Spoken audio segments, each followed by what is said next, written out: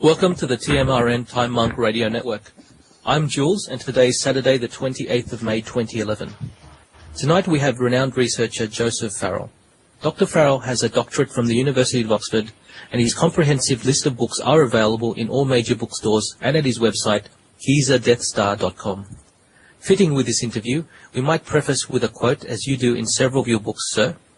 Sir, we're all agreed your theory is crazy. The question that divides us is whether it is crazy enough. We're glad to explore any theory as a team and welcome you to a roundtable discussion with the WebBot Forum. Good evening, Dr. Farrell. Well, thank you. Thank you for having me, Jules. The WebBot Forum administrator is Fox, and today he'll be doing the recording and technical support of the show. Several members of the forum were kind enough to join us tonight. They include moderator Lolly and members Uranus Rising, Patrick, Alton, and Giuseppe. For listeners, this interview will assume you have a fairly good understanding of Dr. Farrell's work, including his many radio interviews on the Byte Radio Show and Coast to Coast AM, along with his many articles on his website. Dr. Farrell also has a new book called Genes, Giants, Monsters and Men, available at all good bookstores and at his website, gizadeathstar.com. This interview will be available on YouTube for free on the WebBot Forum channel or our website, webbotforum.com. Many members will hopefully buy your dinner tonight, Mr. Farrell. So bring your own. So bring your own and share, and by all means, smoke them if you got them. I think tonight you'll notice that you're not the only one that takes the long way around Harvey's barn, but all good. Shall we walk and have a look around the place? Sure, go ahead. Great. As a first question, we wanted to know if you were familiar with Cliff High and the WebBots. We heard you speak a little about the WebBot predictions prior to November 2010 and wanted to know what you actually thought of it. Well, I am vaguely familiar with it. I mean, I haven't followed it closely, but as far as I understand it, it's tracking the occurrence of certain words or phrases, which, to my mind, is kind of a component of social engineering, of social psycholinguistics, and, you know, that's a fairly established academic field. So I'm willing to give it a little bit of credit or a little bit of credence as far as a measure of what people are thinking. And to me that's important because in social engineering, in the attempt to manage perceptions and to engineer people's perceptions, to a certain extent people themselves engineer their own reality. They create their own templates, their own filters by which they interpret things, and that to me would seem to be a useful tool for understanding what's out there in terms of the matrix, so to speak.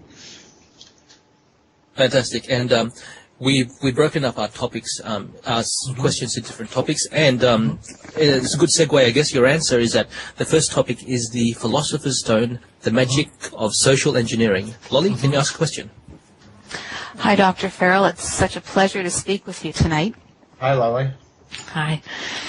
So as members of the WebBot Forum, one of the functions we're engaged in is to look for temporal markers and bot hits, news items and events that may indicate the fulfillment of these linguistics, either an actual event or just the language.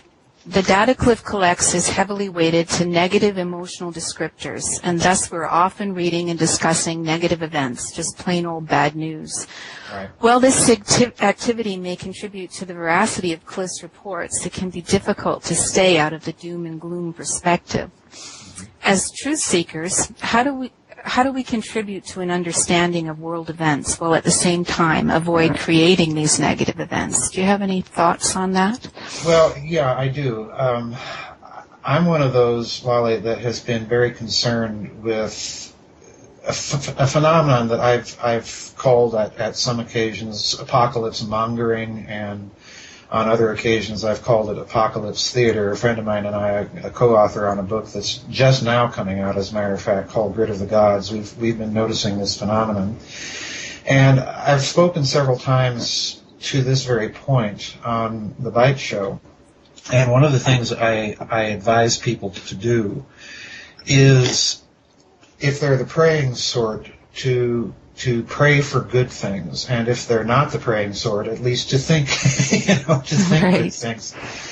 Because in my view, the physical medium has a direct interface that's not very well understood. It's being written about by modern physicists and by people that study consciousness as well, that there's some sort of interface between the physical medium and human consciousness that's very direct. And in my own studies of this phenomenon, and I think you could get this to a certain extent even from quantum mechanics, is that there's some sort of group multiplier effect.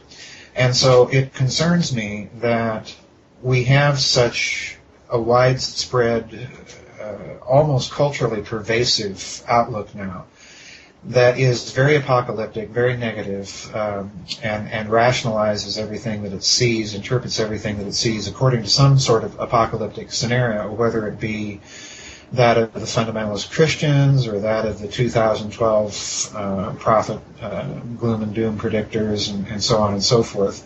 I think there's a kind of cultural pervasiveness of this apocalypse mongering. And I'm not convinced that we are, in spite of all the bad news in the world, I'm not convinced that we are faced with an apocalypse unless it's one of our own making. And this is why I advise people, it's okay to follow these things. It's okay to watch them, to try and interpret them. But at the same time, I generally urge people, and I try and do this in my own life, and that is to pray for good things, to pray or think, if you're not the praying sort, to think of good things, to do good things, to bring goodness and beauty in the world to the extent that's possible in your own life. And I really do think that if there is a group multiplier effect, that if enough people start doing this, things might turn around. That's it's Right. kind of a grand social engineering experiment in reverse. So Right. that's kind of my take on things. So it sounds like, truth-seeking is fine and looking for these bot hits and trying to understand things, but to have some balance in the whole endeavor. Because we have 1,000 members on our forum, I think, close to 1,000. Oh, wow. Yeah. All kind of looking Well, at the same I think so.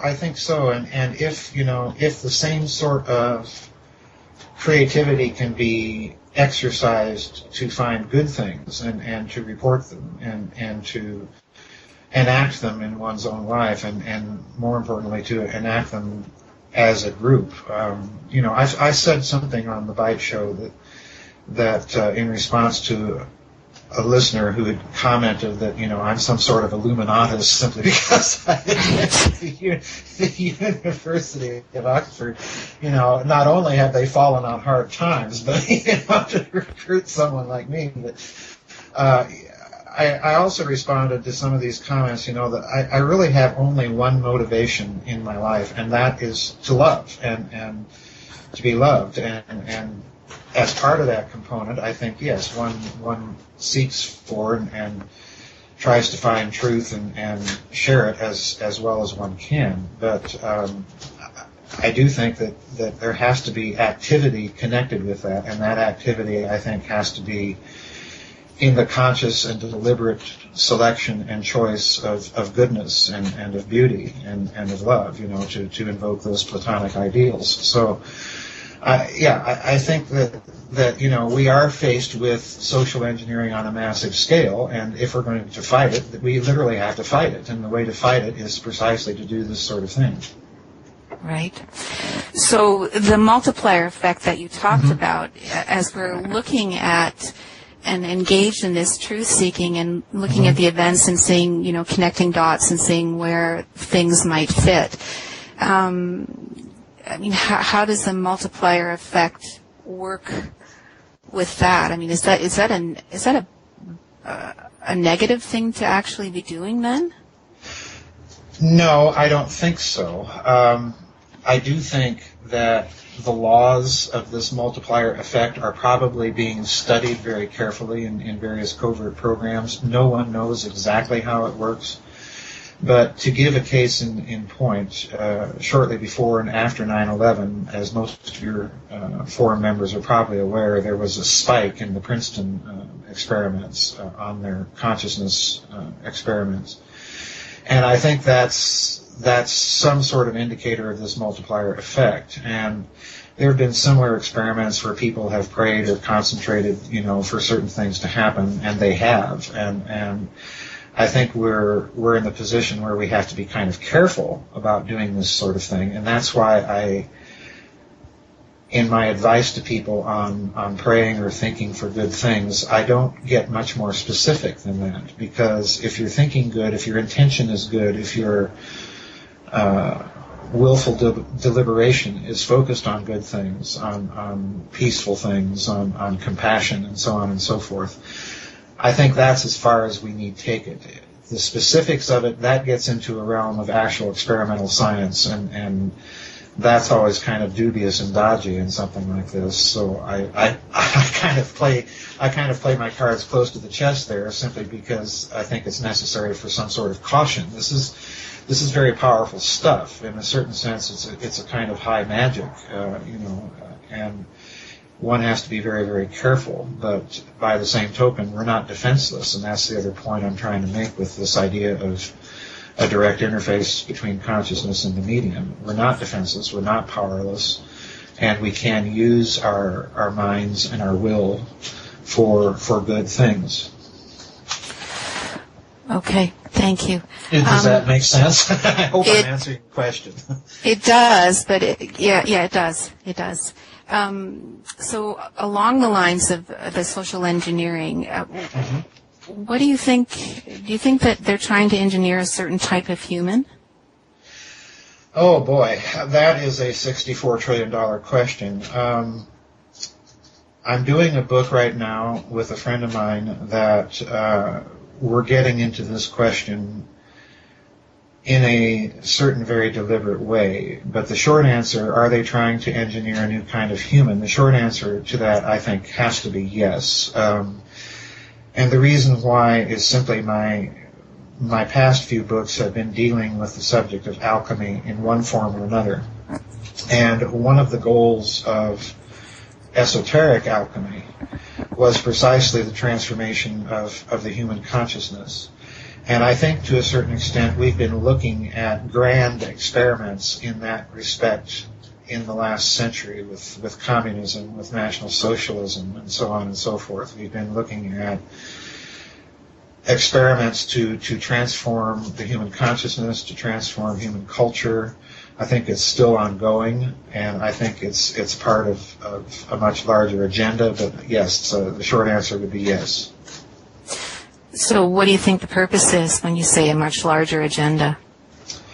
I'd rather not get into that now, because that's the subject of a book that I'm writing, and I don't like discussing what I'm writing until it's actually in the hands of the printer. It's become something of a discretion is the better part of valor sort of thing. Sure. With me, I learned my lesson the hard way a few years back by discussing books that I was writing before they were actually at the printer. So now I just keep my mouth shut. Okay, that's fine. Thanks. Uh-huh. So again, along the lines of social engineering, so I understand the magic of social engineering uses principles of alchemy to achieve a certain effect: fear, passivity, and people who don't think for themselves. Yes. Yeah, they've done a pretty good job with this project, in many ways creating a seamless web of distractions. Yes. What would you imagine the condition of humanity to be if these principles were applied with the intention